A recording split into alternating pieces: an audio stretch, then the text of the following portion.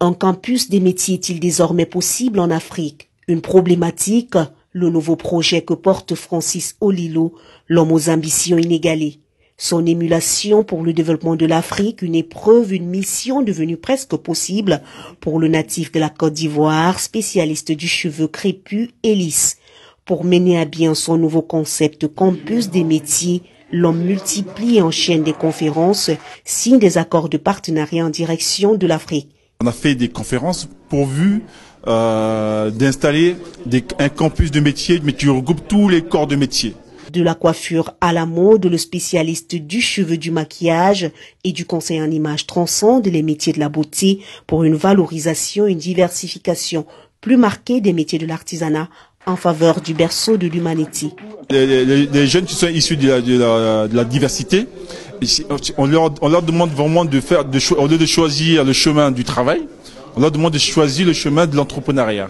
Pourquoi? Parce que c'est en étant entrepreneur, ça leur permet vraiment de pouvoir rattraper tout le retard qu'ils ont eu par rapport à leur patrimoine et ça va leur permettre aussi d'être autonomes. Avec la connaissance, on crée de la richesse.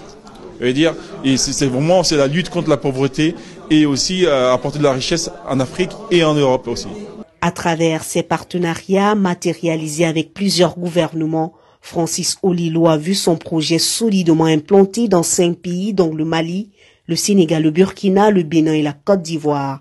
Dans ces pays, l'homme veut en réalité inculquer à la jeunesse une nouvelle vision de l'entrepreneuriat dans un monde dit cosmopolite où l'égalité des chances serait mise au premier plan pour une disparition progressive des stéréotypes sociaux. On vit dans une société, si on n'est pas salarié, on est employeur. Et aujourd'hui, vu le retard qu'on a eu, toujours eu cette place de l'employé en fait. C'est-à-dire que on n'avait pas cette vision de l'entrepreneuriat et c'est ce qu'on veut vraiment que cette jeunesse cosmopolite puisse avoir vraiment cette vision de l'entrepreneuriat.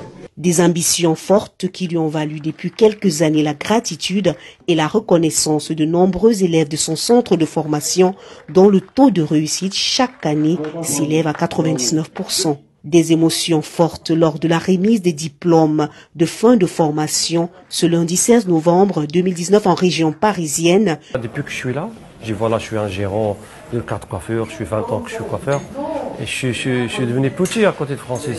Et c'est pour ça que je suis là. Et même le jour que j'ai eu mon BP, je ne vais pas lâcher cette école. Et j'ai l'intention de ramener mon frère, c'est un coiffeur, et ma femme aussi. Et vraiment, merci l'école Auréla.